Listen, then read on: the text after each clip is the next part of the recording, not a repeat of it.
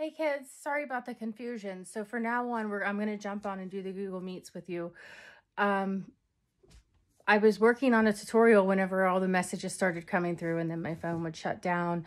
However, I want to go ahead and get started on this tutorial and get this thing posted for you for today's lesson. You can work on it in your own free time and submit it whenever you have the time, hopefully in the next 2 weeks though, okay?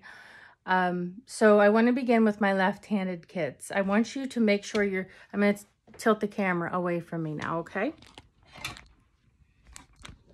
So my left-handed children, I want you to make sure your paper is tilted in the direction of your forearm. This way it'll prevent you from drawing around like this, and then your arm ends up going through all of your paperwork. So you might want to try and remember that when you're doing your handwriting also. Now, if you're right-handed, I'd like for you to go in the direction you normally do. It's not such a challenge for the right-handed children because everything is really created and set up for right-handed people. So I posted a post about the different types of lead, and I will let that completely up to you as to where you would like to start. However, if you do not have a lot of pressure control yet with your pencils, you probably should start with the hardest lead, which is in the H's. If you do and you are used to drawing, feel free to use the one that you like. So what we're going to do is we're going to draw an apple today. And I'm looking for more of not the perfection of the apple, because none of them are the same and none of them are perfect. We're going to sketch it out really light, and I'd like for you guys to stay light with your pictures when you first sketch them. So we have a stem and the back of the apple. So see how I've gone really light? You probably can't even really see it, can you? You know what? I will create a sketch so that you can trace it if you need to, okay? And I'll attach that as well. So I'm going to make my divot here.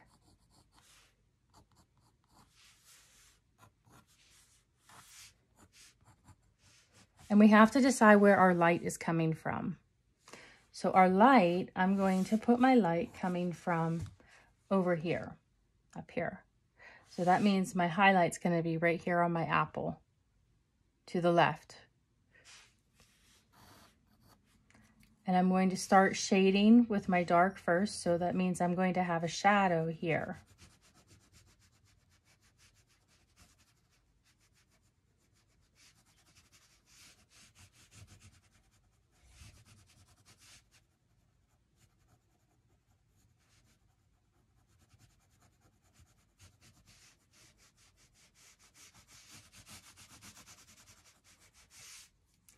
Now you're going to have to remember when we shade this apple, I want you to let a really thin slice of light right here, okay?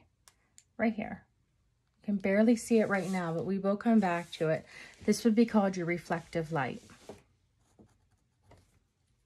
So my light's hitting up here, but you're still going to get a little bit of shadow here. And I'm going to work on my transitional shadow.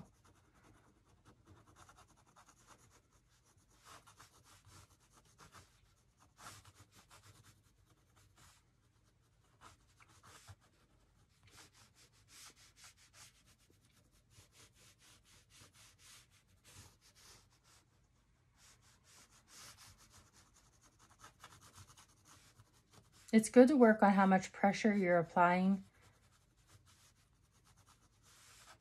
on your drawings.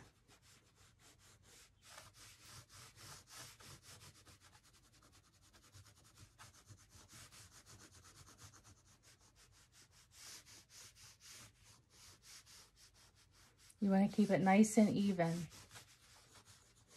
And you're going to go in a curved direction, like the shape you're working on.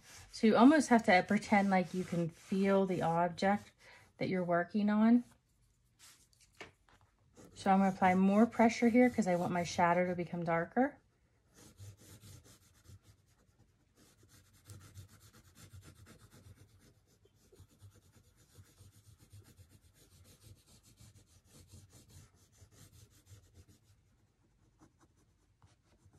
This is down where the stem would be, down inside. You know how the apple divots down in?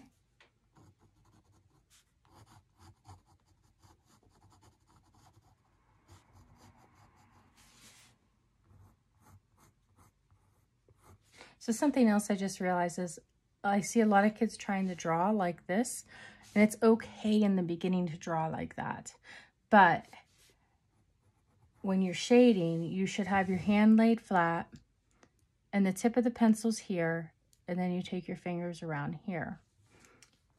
And this will give you nice pressure control while you work on your project.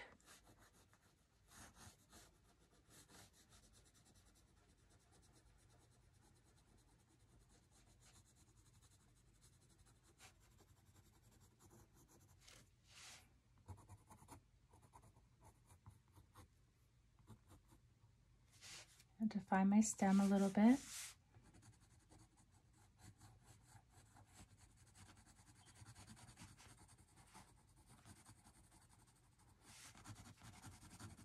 Define my shadow.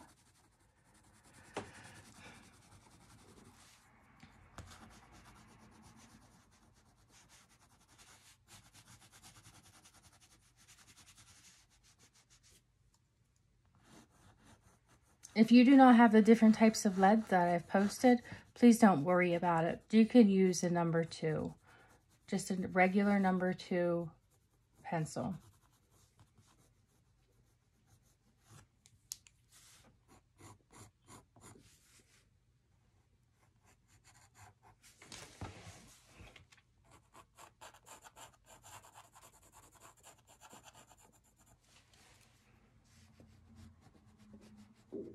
And I'll be on tomorrow all day, and I'll be on this evening. So if you guys have questions, please send them to me.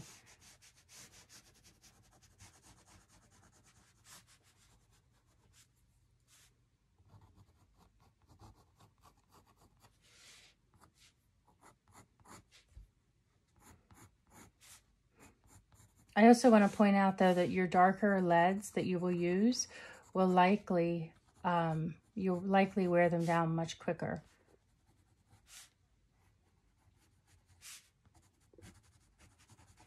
Because of how soft the lead is.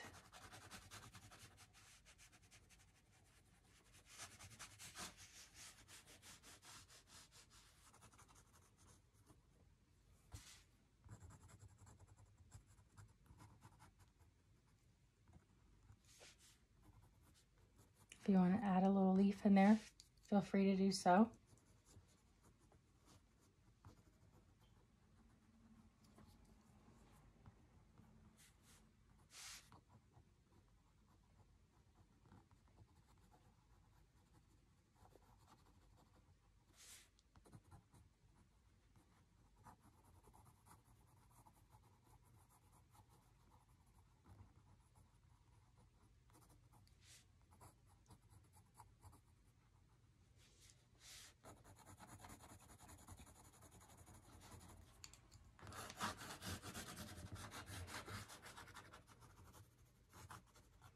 I'm going to stay away from that and give this a quick color.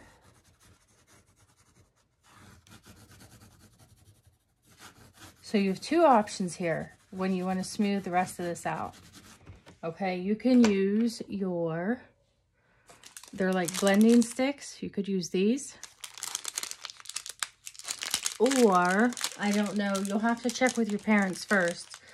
But sometimes lighter fluid, or if you have a watercolor pencil, which is what I've used here, you can just use water and blend it, or maybe nail polish remover will blend it with a paintbrush.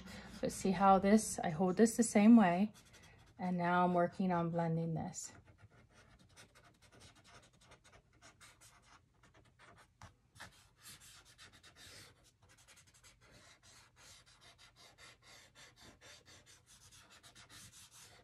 And feel free guys, feel free to message me if you decide to work on this later in the day. That's fine.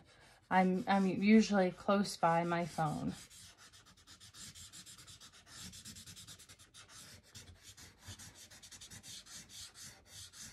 See how I'm working in the direction of the apple?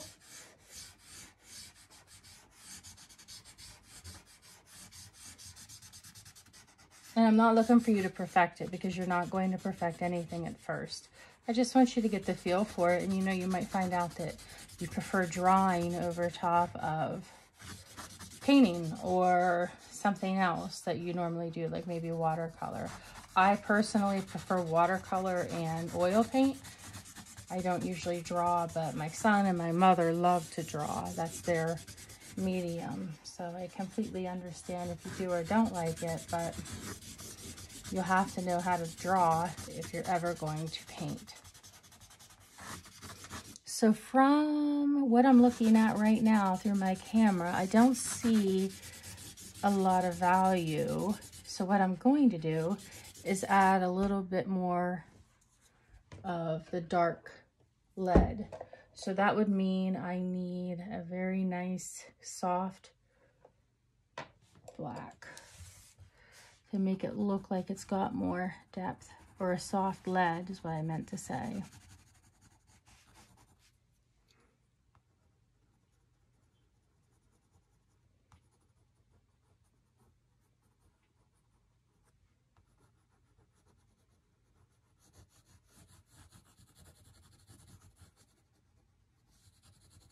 If you find that you're smearing your lead throughout your picture, please go on and take any old sheet of paper, just a scrap sheet, and lay it over like this so that while you work, you're not smudging it everywhere.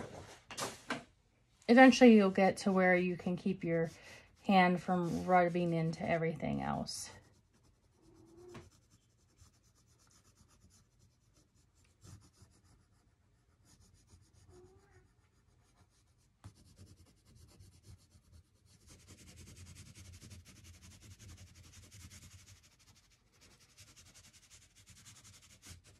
The more values you can add, the more realistic it will look. So I'm going to grab myself a water brush. And this is just, you could use a watercolor pencil.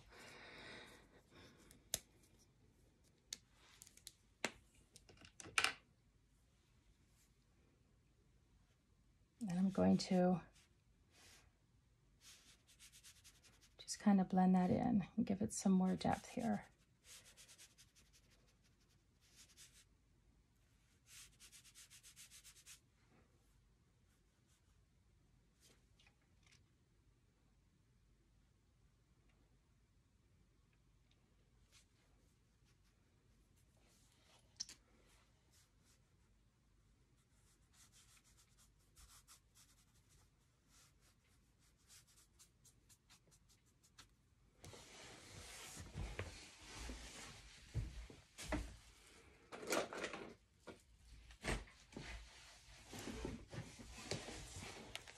I think I need a wider one.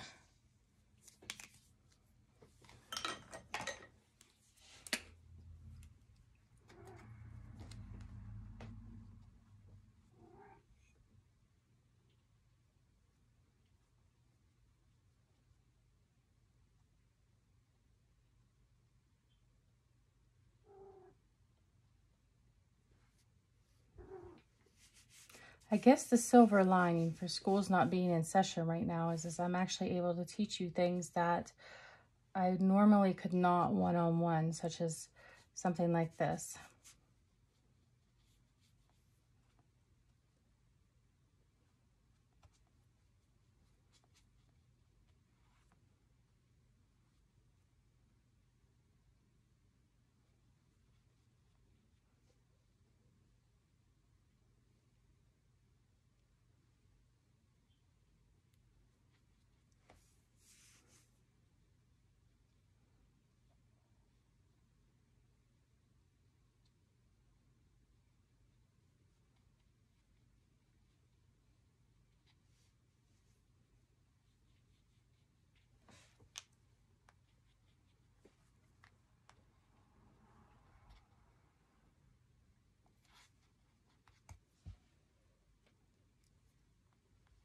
And kids, if there's something you want to learn, please, please message me and tell me.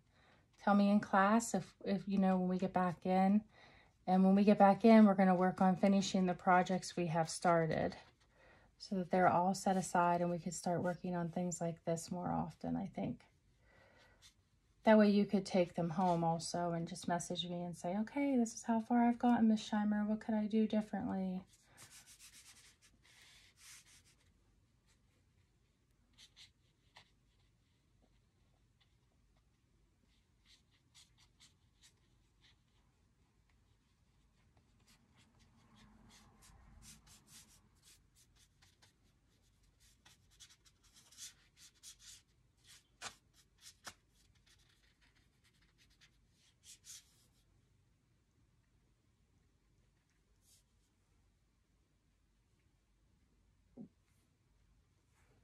All right, kids, that's the gist of it.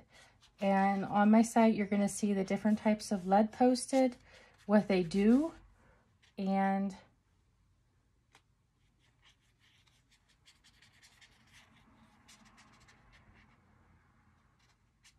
the lessons of Chiaroscuro are posted. So all I want you to do is try and sketch me out an apple in the Chiaroscuro method, like the one that's posted here, and then I will write back and let you know what I see.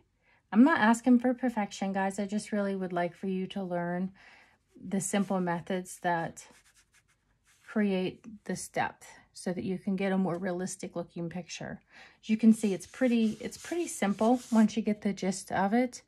It's just the steps to make it happen. So I look forward to seeing all your pictures, and I look forward to hearing from you. Bye, guys.